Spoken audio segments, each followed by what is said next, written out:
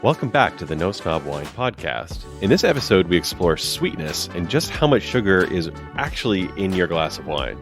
Chuck features a Petite Sirah from California, and I tried a calorie-reduced Chardonnay from the USA. So, Chuck, when it comes to snack time at your house or wherever you happen to be, are you sweet tooth or salty tooth? Or salty tooth? Is that even a thing? Sweet or salty? Oh, when the munchies come around, I go for chips, so salty. You're salty. What's your favorite flavor? It doesn't even matter. Any kind of chip, crisp, whatever you want to call them, all good. All good? All kinds, all flavors. Can never go wrong with the plain ruffle, though. That's always good. Yeah, fair enough. Those ridges, crunch, taste. The crunch, the salty. Yeah. That's what I go to. What about you? Sweet? No, I'm a salty guy too. Yeah, it's salty. And I like salty snacks, yeah. Lame dad joke. Insert lame dad joke. No, I go for salty as well. Chips, you can bring them in my house, but they're not going to last very long at all. Right. Yeah. Now and then, I like cake, like confectionery dessert, but I don't really go for like a piece of candy. Like if you put a piece of candy or a piece of cake in front of me or a cookie, I'll take the cake or the cookie, but like just pure candy, no. When you buy those big boxes of the Halloween treats, those get destroyed pretty fast, but yeah, other than that, no. I like chocolate. Not a cake guy. I like milk chocolate. Yeah. More than dark. I mean, have you ever tried pairing a dark chocolate with like a Shiraz? Yeah, it's good. And it's not very sweet. Not very sweet. It's good. I mean, it doesn't pair as amazingly as, wine writers will tell you about. It's okay, but it's not like something I have to have together. So I had this red Shiraz ice wine with some dark chocolate. That was good. And the reason I think it worked is because the ice wine was so intensely sweet that it balanced out the bitterness of the dark chocolate that it was going with. So that worked really well. But like just your regular table wine and chocolate, I do not care for that combination. Yeah. But I think it's a tough pairing. It is a tough pairing, yeah. But I think that takes us to the topic of the episode is how much sugar really is in wine. Because like I just talked about ice wine, which we'll get into in a minute, has a lot of sugar, but just your everyday glass of wine, I think people, what we're about to tell them is going to surprise them, how little sugar there actually is in a glass of wine. Yeah.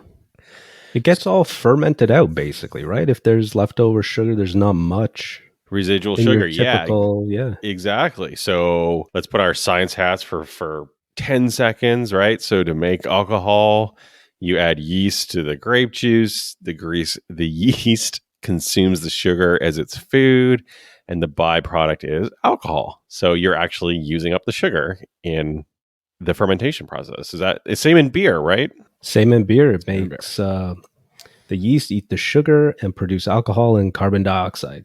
Right. Yeah. And the sugar we're talking about is just the naturally occurring sugar in the grapes. You can add sugar, but we're just going to talk about naturally occurring sugar. Right. And like you said, any little bit of sugar that doesn't get used in the fermentation process is called residual sugar, or it's, I think, a fancy word for leftover. Mm-hmm. And that's what's going to be in your glass. So why don't we get into like what that means? Like let's give people an example. So a teaspoon of sugar is about 4 grams. Yep. 4 grams. Okay. So let's use a teaspoon as our baseline. Let's then compare that to something we all know. Let's talk about orange juice. And before we do, we've converted everything to a 5-ounce serving for this discussion. Because a glass of wine, technically, not my glass, but technically, or Chuck's, is a 5-ounce glass. So we've converted everything. We've done all the math. We got up the slide ruler. We're gonna talk in 5-ounce glasses. So Chuck, orange juice. What are we talking about in a 5-ounce glass of orange juice? So it tastes fairly sweet, and you're getting 3.5 teaspoons of sugar in there. So that's like over 12 grams Yeah, it's like 14 grams of sugar Hmm. in a 5-ounce glass of orange juice. Yep. Pretty sweet. It is. I think, yeah, orange juice is sweet. It is definitely, yeah. Can we give everybody one other? Let's say we won't use any names, but we'll just we'll call it cola or soda. Yes, like that popular brown cola everyone likes. Yeah. Right? May or may not come in a red tin. Yep. What are we talking about? I'm thinking it's a lot more than orange juice. Yeah, so that's going to clock in at 4 teaspoons of sugar. So not terribly much, Oh wow, that much more. almost the same as orange juice. Pretty sweet. So Pretty if sweet. you're watching your sugar, like orange juice isn't, not that it's better than cola for you, but sugar wise, almost the same. Yeah, interesting. Let's do a food really quick, just to give everybody one. Well, if there's anybody who doesn't drink soda or eat or orange juice, maybe we know some people that eat a very, very, very, very popular candy bar around the world, Snickers. Yeah, so Snickers is going to land at 24 grams of sugar, or that's 6 teaspoons. 6 teaspoons of sugar. I mean, I guess if you went to your sugar jar and measured out 6 teaspoons of sugar, that's a lot, right? It's a lot. Like you would never pour yourself, let's say, a glass of water and put 6 teaspoons of sugar in it. You'd be like, this is nuts and terrible for you. But you'll eat a Snickers, no problem. That's Right? interesting. You know what, people? Next time you make a cup of coffee, put in 6 teaspoons of sugar. Real sweet. Real sweet. And that's the same as eating a Snickers. So, They call that like Frappuccino or something. oh right, or just go to that national coffee brand and get one of Frappa Mocha whatever's. Yeah. Exactly. Probably way more than a Snickers. You're probably right, especially Yeah. some of those larger formats. Yeah. Big gulp of coffee world. Don't forget the whipped cream. Very important. Oh, yeah. And the drizzle. And the drizzle. And now they've got crunchy bits you can put on it, but Oh, that you have to have, yeah, obviously. it's required. Yeah, Yeah. required They eating. do it in Italy all the time. Oh yeah, no, that's traditional. Yeah. Yeah. Note to listener: try ordering that in Italy. Get deported immediately. Straight to jail or the airport, one or the other. Okay, so let's just quick recap, and we're going to get into the wine. So, a teaspoon of sugar is about 4 grams. A 5-ounce glass of orange juice is about 3.5 teaspoons of sugar, or 14 grams. A 5-ounce serving of cola is 4 teaspoons, or about 16 grams. And in a normal size, average size Snickers bar is 24 grams, or 6 teaspoons of sugar. So let's get into the wine. So when you're drinking wine, there's the sweetness level measured by grams per liter, but there's also something that we reference and we call it implied sweetness. What exactly is that? The answer is because of the fruit flavors in the wine and the way that it coats your mouth. The flavor of pineapple or the flavor of orange or the flavor of cherries leaves a sweet taste in your mouth and, dare say it, a memory in your brain. And so your brain and your mouth are kind of putting these things together. So the wine will actually taste sweeter than it is. Yeah, it makes sense because you have here that typical 5-ounce glass of your classic like red table wine, which is dry, only has a 1/4 teaspoon of sugar in it. Yeah. So exactly. So in the official measurement, it's like we're gonna call it dry, 2 to 12 grams per liter. And like you said, Chuck, it's like a quarter. It's as low as a 1/4 teaspoon of sugar in a 5-ounce glass. That's nothing. Yeah, it might as well be nothing. Yeah. Now, wine does have calories, and it's coming from everything else. But I think a lot of people, and myself included, until once upon a time, thought it was sugar. Right? Yeah. It's not. If you are looking to benchmark this yourself on the dry whites, there's 2 wines on the website we're going to suggest right now that you can check out. Links will be in the show notes. So the first one is the Laurent Miguel Père et Fille. It's a Chardonnay from France. It has 2 grams per liter, so a 1/4 teaspoon. And then check out the Massi di Fresco Bianco. It's a recently reviewed one. It has 10 grams of sugar per liter. It tastes just a little sweeter, but they're quite dry. So those are two. If you were kind of curious, check those out. So let's work up the scale a little bit so people have a good reference. So dry white red table wine, about a quarter teaspoon of sugar. So if we move up the ladder, the unofficial or official sweetness ladder, now we're going to get into, I think, the off dries. What is that about? So off dry, you're going to taste some sweetness. Mm, You'll find the grams per liter in around the 20s and 30s. right? And one example that you drank recently was called Bodacious Bubbles. That's on the website. You thought that was pretty sweet. And in a 5-ounce glass, you're going to have 1.25 teaspoons of sugar in it. So that is 5 grams. That's not a lot. It's still not a lot. Still not a lot, but you commented that it was sweeter than you'd like your wines. Yeah. So now we're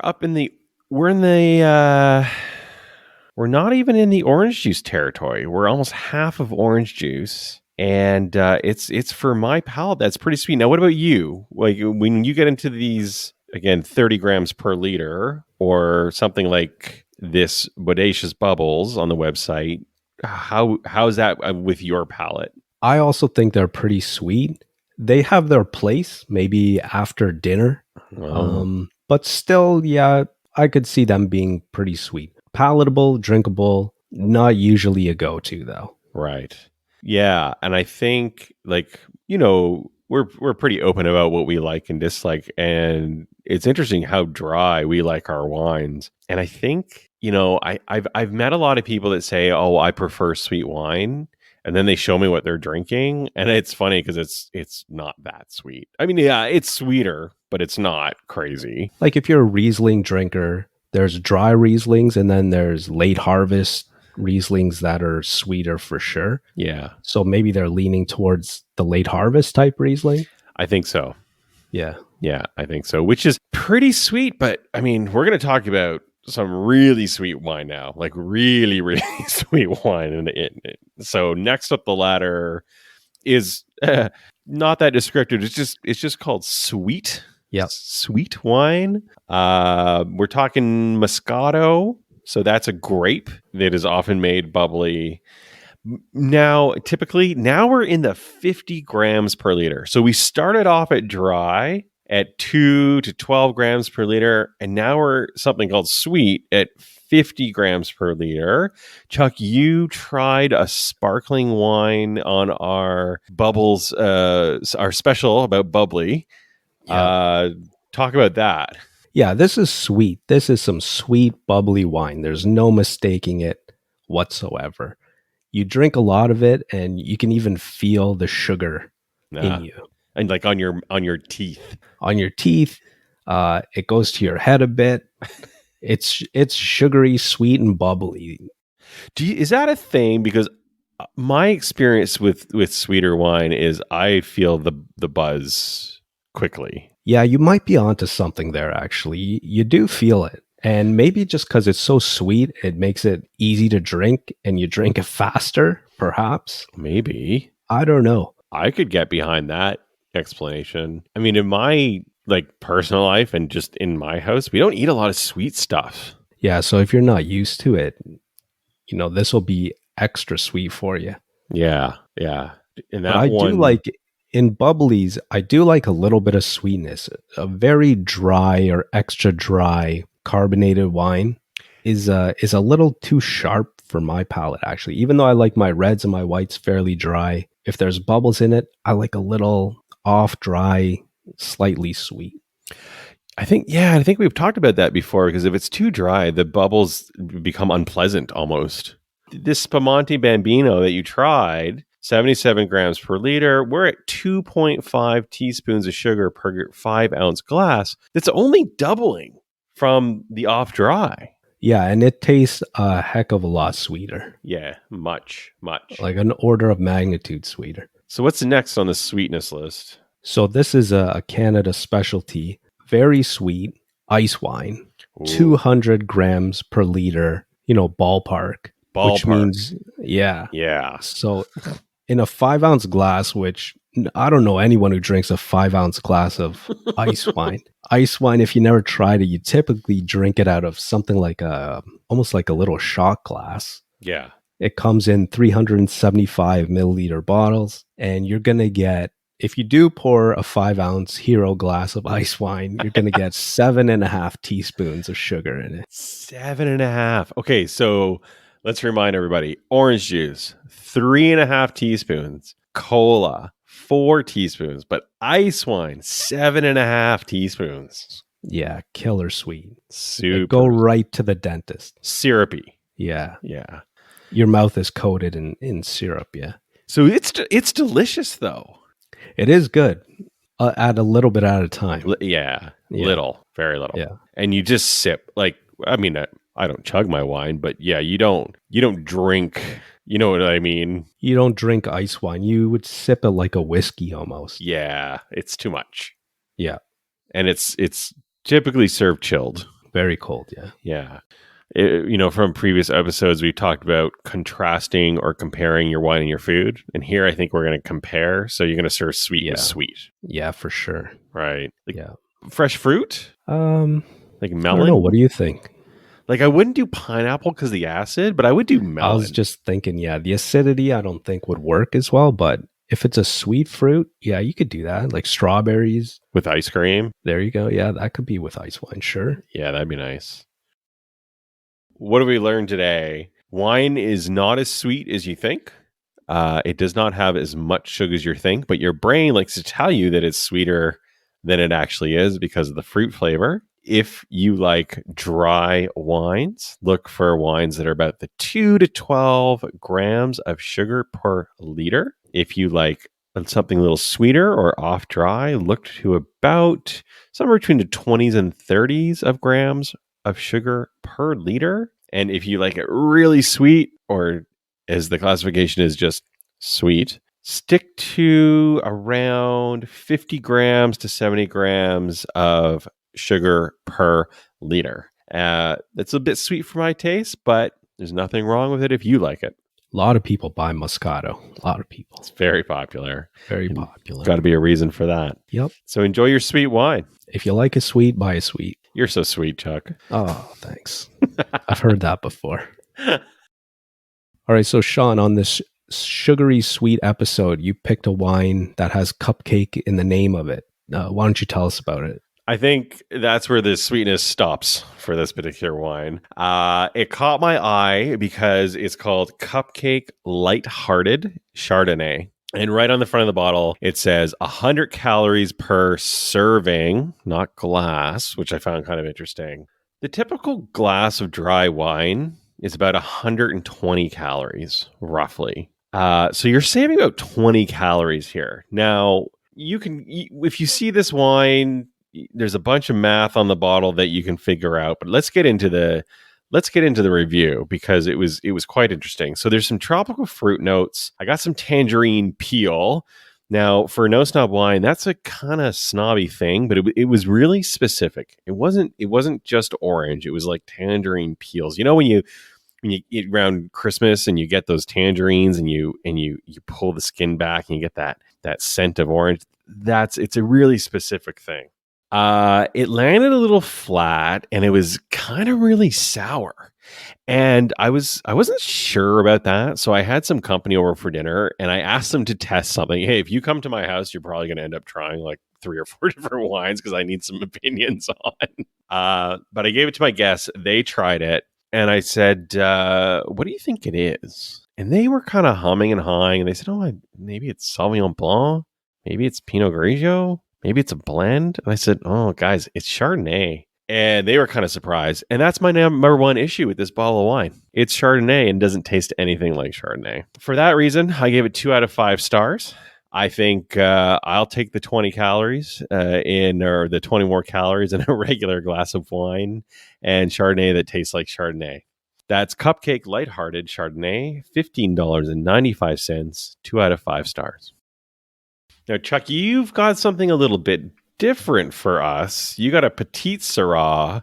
Maybe you can start by explaining that it's not Shiraz. Yeah, I thought Petite Sirah. Some people say Shiraz, Syrah. So I thought Petite Sirah was like a baby Shiraz. It's not. It's its own grape variety that gets planted. Not everywhere, not too widespread. But if you do come across a Petite Sirah, it's very good. It To me, it tastes a lot like a blend of an Australian Shiraz and a California Zinfandel, and that's no surprise because this one from Ironstone was from Lodi, which is in California. The tasting notes, I found it full body, very rich, raspberry, strawberry, light pepper, light oak. I opened it at the Easter dinner table, loved by everyone, very nice. I give it 5 out of 5. That's Ironstone Petite Sirah 2018 for $17.95. Yeah. This is not the Chuck and Sean science show. We round. Yeah, I know. That's it. Approximately, guys. Just chill out. You know what I'm saying. Can you drink enough wine to get diabetes?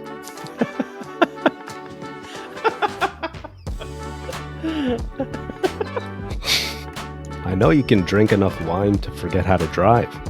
Yeah. Marge, every time I learn something new, I forget something old. Remember that time I learned how to make wine and forgot how to drive? Yeah. No, Homer, you were drunk. That one rings a bell for sure. Classic. Maybe you're into walnuts. I'm not into pineapple. We could have a whole show about pineapple, where it does and doesn't belong. Walnuts are good in carrot cake. Pineapple, I've never had that in carrot cake. Okay, you're not missing anything. Don't write me letters. Right. So, we hope you enjoyed this episode. Be sure to rate and review us wherever you get your podcasts, as it helps other people find us. Yeah, tell your friends about the podcast. We know they drink wine too. For more information on any of the wines we discussed, go to nosnobwine.com or check the show notes for links.